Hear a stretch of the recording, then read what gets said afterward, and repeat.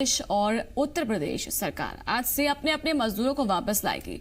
दोनों ही प्रदेश सरकारों के बीच मजदूरों को पहुंचाने के संबंध में समझौता हो चुका है, जिसके मुताबिक दोनों ही राज्य सरकारें अपने अपने प्रदेश के मजदूरों को वापस लाएंगी और दोनों ही प्रदेशों के मजदूरों को झांसी और प्रयागराज के मुख्य बस स्टैंड पर लाया जाएगा, जहां से दोनों ही राज्य अपने अपने मजदूरों को उनके जिलों तक पहुंचाएंगे। खास बात यह है कि मजदूरों का स्वास्थ्य परीक्षण भी किया जाएगा और ये व्यवस्था आज से लागू होगी।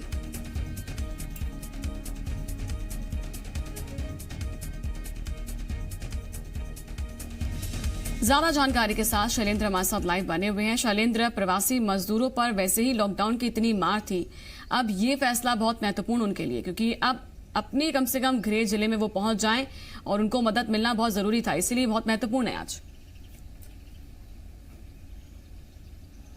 देखिए, बिल्कुल ठीक कहा आपने। पिछले एक महीने से अधिक समय से जो मजदूर दूसरे राज्यों में खासकर उत्तर प्रदेश में फंसे हुए हैं, उनको वापस लाने की दिशा में एक बड़ा कदम सरकार का है और उन मजदूरों के लिए कहीं ना कहीं राहत की खबर है। जिस तरीके से हमने शुरुआती दौर में देखा था, तो बड़ी संख्या में मजदूर जो है वो पैदल यात्रा करके ही अपने घरों की तरफ पहुंचना शुरू हुए थे।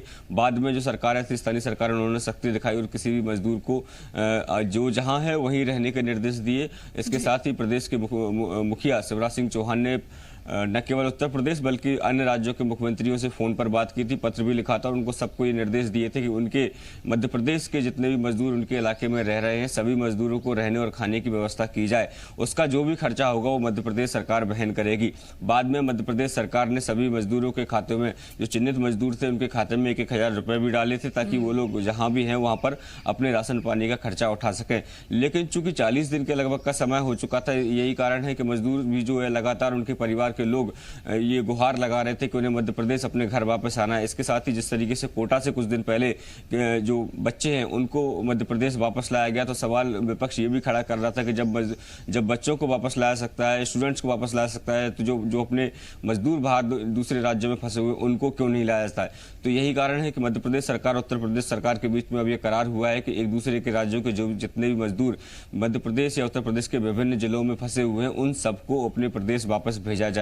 इसके लिए तय हुआ है कि उत्तर प्रदेश और मध्य प्रदेश की सीमा से जो पर लगे हुए जो जिले हैं वहां पर छोड़ा जाएगा। मध्य प्रदेश के लिहाज अगर यहाँ से देखें तो झांसी और प्रयागराज 2 बस स्टैंड अभी चिन्हित किए गए कि यहाँ पर पूरे प्रदेश से जो है मजदूरों को लाया जाएगा। उसके बाद जितने भी मजदूर मध्य प्रदेश के अंदर प्रवेश करेंगे, सबसे पहले तो उनकी थर्मल स्क्रीनिंग कराई जाएगी, बाकायदा उनका पूरी जांच भी कराई जाएगी। यदि कोई व्यक्ति संदिग्ध अवस्था में मिलता है, यदि संक्रमण का तनक भी उसको कहीं ये लगता है कि इसमें सिम्टम्स हैं, तो मध्य प्रदेश में जो क्वारंटाइन सेंटर्स बनाए गए हैं उनमें उनको रखा जाएगा। हालांकि ये पहले से ही उत्तर प्रदेश सरकार भी ये चिन्हित कर रही है कि जो लोग वहाँ मजदूर थे उनको पहले से ही लगातार जांच उनकी चल रही थी और जो लोग संदिग्ध थे उनको क्वारंटाइन में भी रखा गया था और वो लोग अपने क्वारंटाइन का समय भी पूरा कर चुके हैं। लेकिन मध्य प्रदेश सरकार भी पूरे एहतियात बरती है कि जब मजदूर मध्य प्रदेश में वापस आए तो बिल्कुल संक्रमण रहित हो, और यदि कोई संक्रमण का शिकार भी है तो मध्य प्रदेश में आकर अन्य लोगों के संपर्क में आकर वो संक्रमण का खतरा ना बढ़ा जाए, इस तरह का विशेष ख्याल भी रखा जाएगा। मिनिस्ट्री ऑफ होम अफेयर्स की बात की जाए तो वहां से भी एक ऑर्डर आना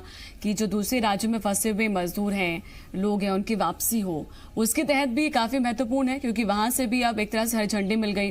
प्रदेश सरकार स्तर पर भी जो फैसला लिया गया है, तो ऐसे में अब जरूरी भी है, क्योंकि कई किलोमीटर जो है लोग अपने घरों पर जाने के लिए उनको मंजूर है, वो पैदल चलने के लिए तैयार हैं। तो अब ऐसे में कई लोग बीमार भी हुए, जरूरी भी हो गया था और इसीलिए फैसला काफी महत्वपूर्ण समझा जा सकता है। शैलेंद्र, देखिए, बिल्कुल निश्चित तौर पर जिस तरीके से लॉकडाउन की घोषणा हुई थी उसके बाद हमने देखा था कि दिल्ली, नोएडा, गुड़गांव की बात करें या फिर अन्य जो बड़े शहर हैं वहाँ की बात करें, बड़ी संख्या में मजदूर जो है वो अपने घरों की तरफ कूच कर गए थे।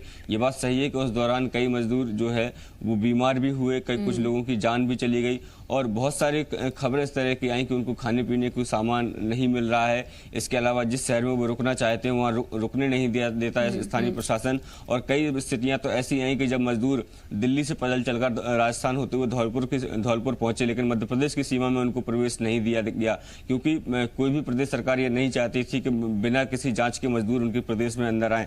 और जैसे तैसे अगर वो मध्य प्रदेश की सीमा में प्रवेश भी कर गए तो उनको शैलेंद्र, मैं आती हूं वापस आपके पास। लखनऊ से विशाल भी हमारे साथ जुड़ चुके हैं। विशाल, ये जो फैसला है मध्य प्रदेश और उत्तर प्रदेश सरकार की ओर से जो साझा एक तरह से फैसला लिया गया है कि मजदूरों को उनके घर में पहुंचाया जाएगा, क्या व्यवस्थाएं होंगी, किस तरह से पहुंचाया जाएगा, क्या कुछ अपडेट बताएं जरा।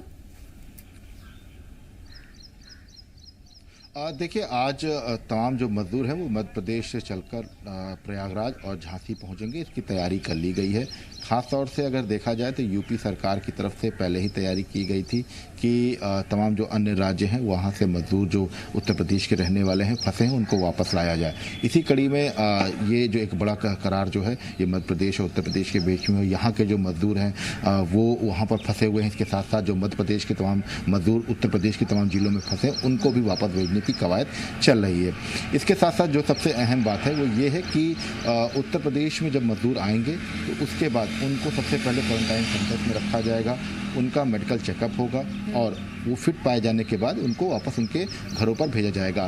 क्योंकि यहाँ पर अलग अलग नोडल अधिकारी भी तैनात किए गए हैं, क्योंकि इससे पहले ही चूँकि एमएचए ने गाइडलाइन भली जारी की है, लेकिन इससे पहले ही यूपी सरकार की तरफ से अलग अलग राज्यों में नोडल अधिकारी तैनात कर दिए गए थे। इसके साथ साथ यूपी सरकार ने जो जिले हैं उनमें भी नोडल अधिकारी तैनात किए हैं और मजदूरों को कोई दिक्कत ना हो, इस बात का विशेष ध्यान सरकार की तरफ से रखा जा रहा है। सबसे अहम बात यह है कि एक तस्वीर जो आई थी जब जैसे ही लॉकडाउन हुआ था, उसके बाद जो तस्वीरें आई थी वो थोड़ा सा जो है चिंतित करने वाली थी, क्योंकि तमाम जो मजदूर थे वो हज़ारों किलोमीटर पैदल चल के अपने परिवार के साथ अपने अपने घरों की तरफ रवाना हो गए थे। अचानक से एक भीड़ जो थी वो दिखाई पड़ने लगी थी सड़कों पर। तो शायद यही वजह थी कि सरकारों को सोचने पर मजबूर होना पड़ा। उसके बाद अब मजदूरों को वापस लाने की कवायद चल रही है। चूँकि जिस तरह से कोरोना संक्रमण की स्थिति बढ़ती जा रही है और तमाम उत्तर प्रदेश की अगर हम सिर्फ बात करते हैं तो तमाम जिलों में स्थितियाँ बहुत ज़्यादा डरावनी होती जा रही हैं। तो ऐसे में लॉकडाउन को खोलना बहुत मुश्किल दिखाई पड़ रहा है इन जिलों में।